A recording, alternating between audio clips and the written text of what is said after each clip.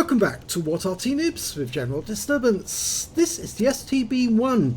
It's the Tier 10 Japanese medium tank, located on the southwestbourne of Nebelburg, and it's under the command of GeForce. Yes, he's in another battle. These are all recent games, by the way. This one in the top Japanese medium tank, the kneeling tank. It's got 8 degrees of standard gun depression, and if you're not moving too fast when you go to try and take a shot, you'll kneel using pneumatic suspension and add another 6 degrees to that, so 14 degrees of gun depression overall. And that makes it very difficult to do damage to, because on the turret at the front it's got 222mm of armour. So if you're on a ridgeline and the enemy fires at you, the only thing they've really got to fire at is that cupola. But it's very difficult for them to get a shot because of that 14 degrees.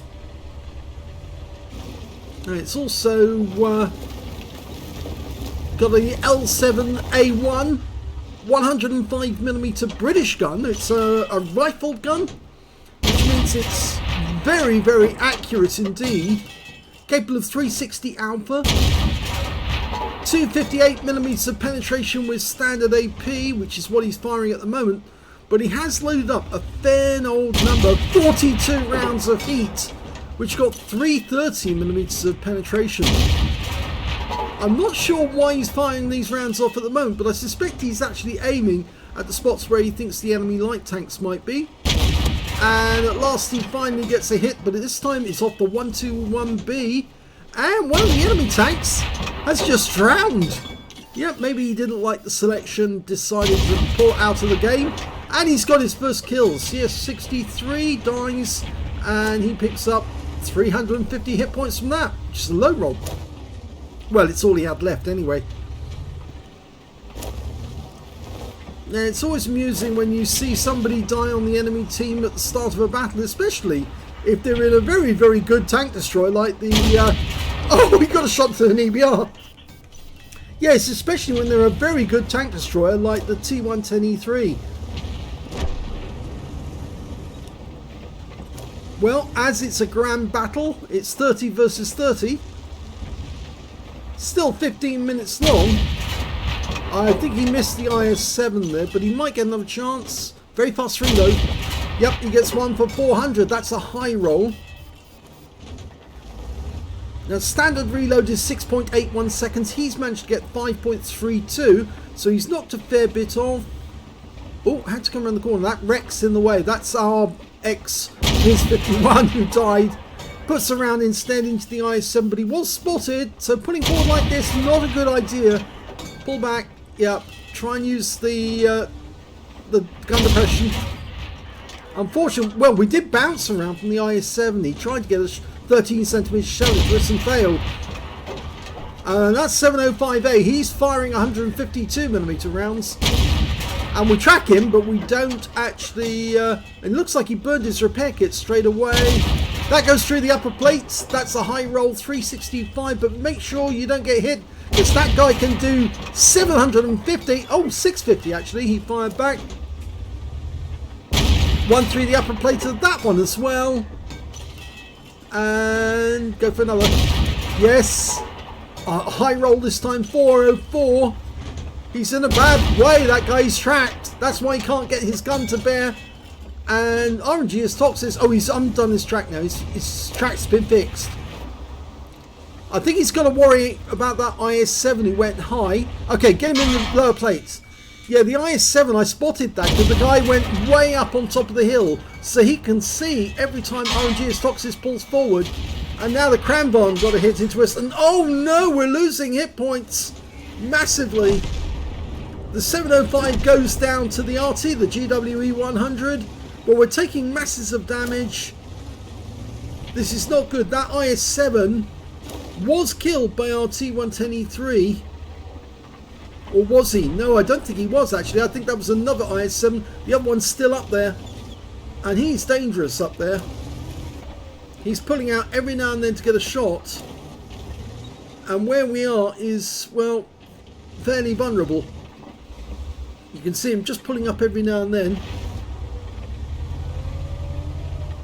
don't want to get hit by his gun if we can help it.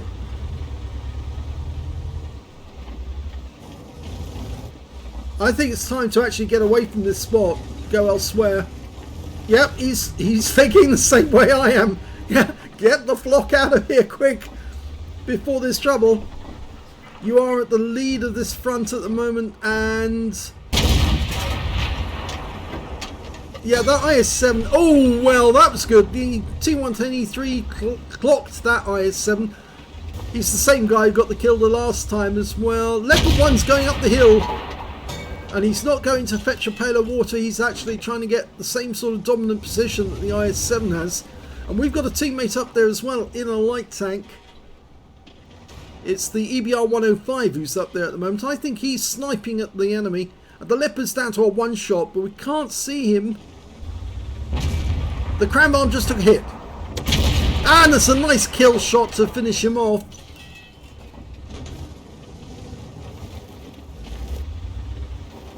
You can see that armour at the front of the turret is really effective actually.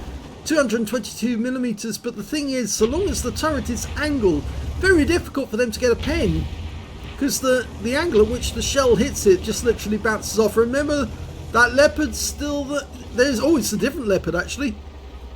It's a full health Leopard. No, it's not full health, but he's close, 77%. I'd let the T110E3 get closer. Oh, there's the EBR. Nice shot on the move, takes him out. That's 3 kills now for RNG's Toxis. He's not quite a one shot, but oh, 121B in the distance. Don't think we got a shot on him. I think he's actually behind a rock. We have to be careful because poking up over this ridgeline, there's an E4 nearby. We're not being spotted. 6 cents not going off.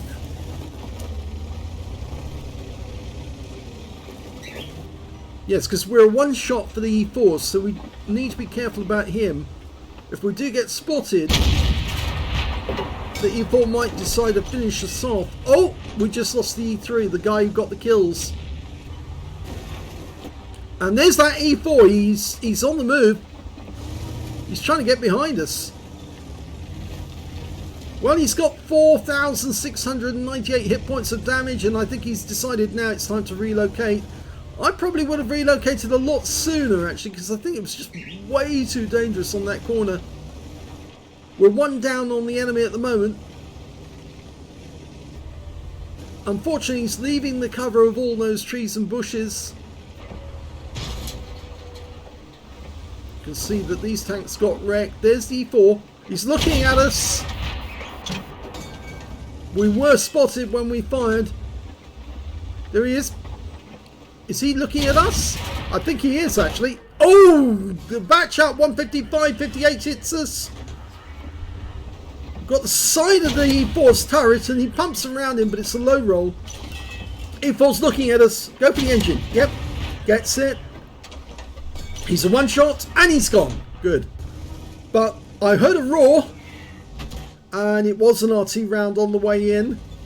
Probably fired from some distance away. I should think that those guys are up in C9 or somewhere like that.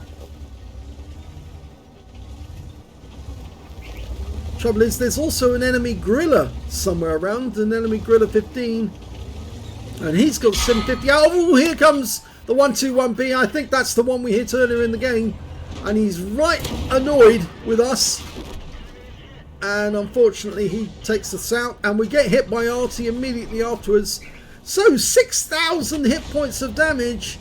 We're 2 down on the enemy at the moment, and now we'll be following the action with somebody else, I think, I hope.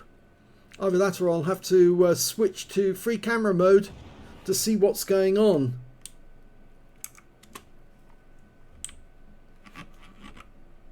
Yep, excuse my free camera work. Whoa, 121. Got taken out by the Leopard 1. What's going on over here? E50, very low health. He's gone. Okay, we do have some action going over on the other side of the battlefield. I'm going to drive over there as quickly as we can.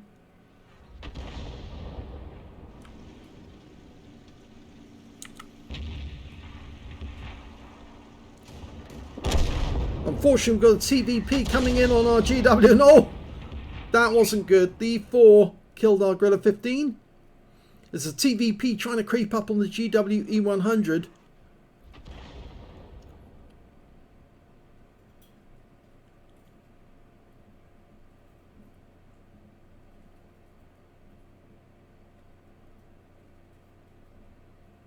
So they've only got a 1 tank advantage at the moment.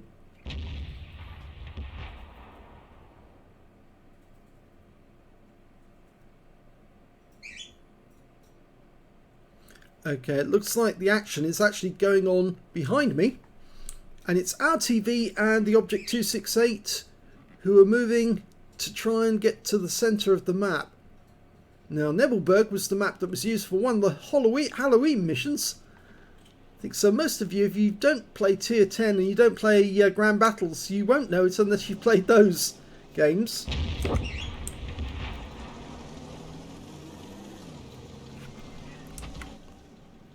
Okay, looks like somebody got stunned there.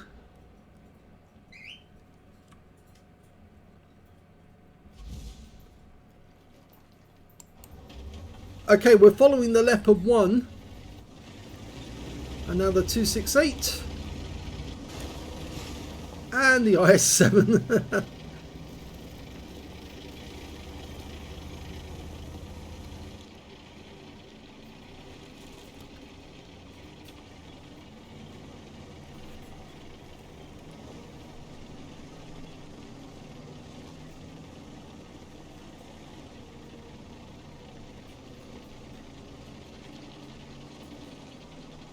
Now, there's only 3 minutes left in the game, and I don't think this game is going to complete because there's still 7 players left on the enemy team, and they're still attacking. That TVP didn't come round to go after the GWE100, although he is dead, I believe. Instead, he actually went low. And I think at this moment, RTVPT 5051 is actually hunting him. Yes, RNG Stoxis is cycling through his teammates to try and find one which is actually doing involved in the action. Yes, sorry about this. Okay, this is the action, and that's the end of that TVP. Oh, you got another one up there. Take out the E4. Yeah, assassination job by a TVP.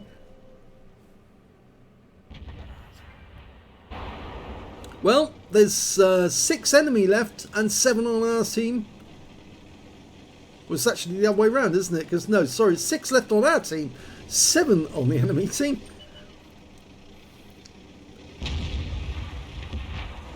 Okay, Jaegeru. And from some distance away. Oh! And that TVP's in a bit of a positive problem there, because just over there is a Jaegeru, and it looks like he's coming towards us. Okay, so he's going to have to move out here, otherwise he's going to get flattened.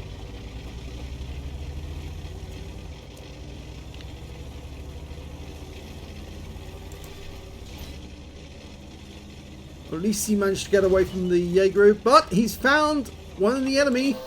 It was a Striv. Oh, nice kill. Oh dear.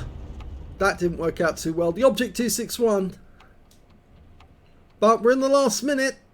And there's still 5 left on our team. 6 on the enemy team. And I think this one's going to be a draw.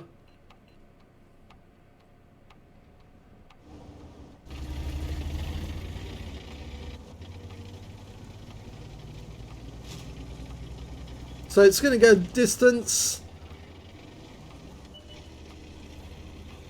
They found the Object 140's full health, so it's going to be difficult to take him down within the last remaining seconds of the game. our Object 261 backing up to try and get away from the Object 140 and dodging Arty shells in the process. That's it, game's over. It's a draw.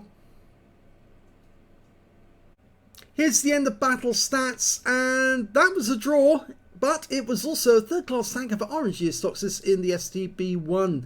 He managed to get a bruise medal for getting at least 5 critical hits. He managed to get 6, and he got a fire for effect for doing more damage than the hit points of his own vehicle.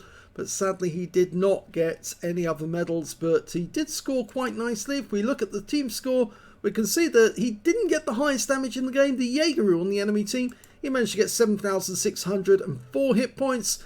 And Gearstoxis got the second highest damage with 6,435. Third highest going to the Leopard 1 on the enemy team.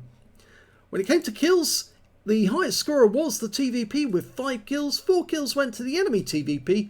And then we've got 3 kills for Leopard 1, Gearstoxis, the GWE100 on the enemy team and their Leopard 1. And when it came to base XP, because it was a draw, it was actually TVP who got the high score on the enemy team, 787. 708 went to Gearstoxis, so he was second on damage, second on base XP, and then he got the third place was the TVP with 705. 33 shots fired, 24 direct hits, 19 penetrations, damage of 6,435 hit points with 1,018 at more than 300 meters.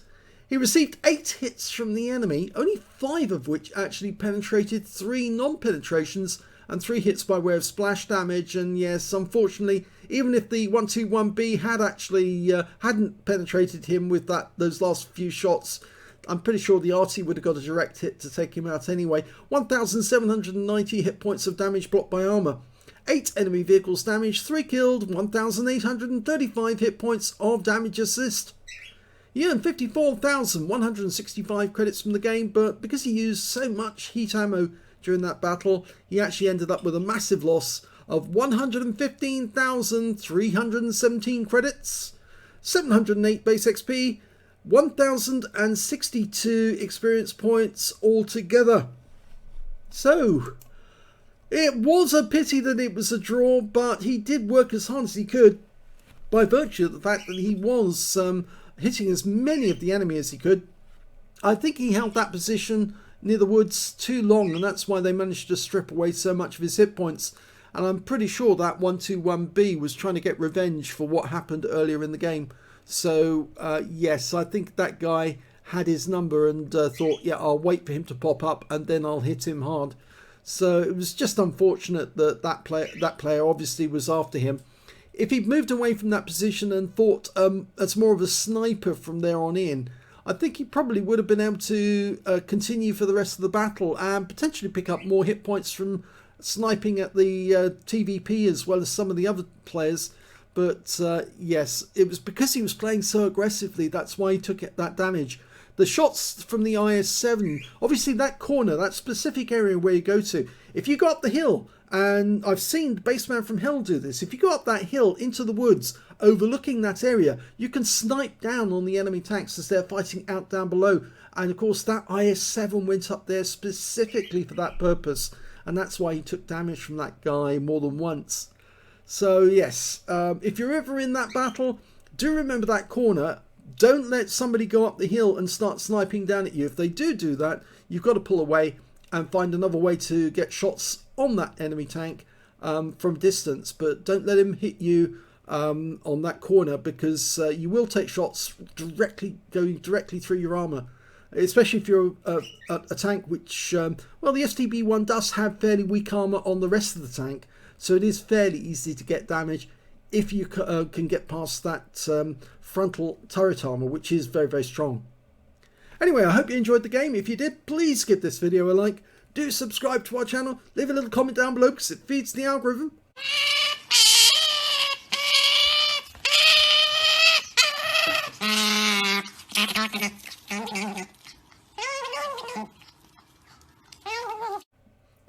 And please do let other people know that we've got a second channel called The General, where you can watch great replays without any commentary whatsoever, but they're usually really good with lots of kills. Thanks for watching.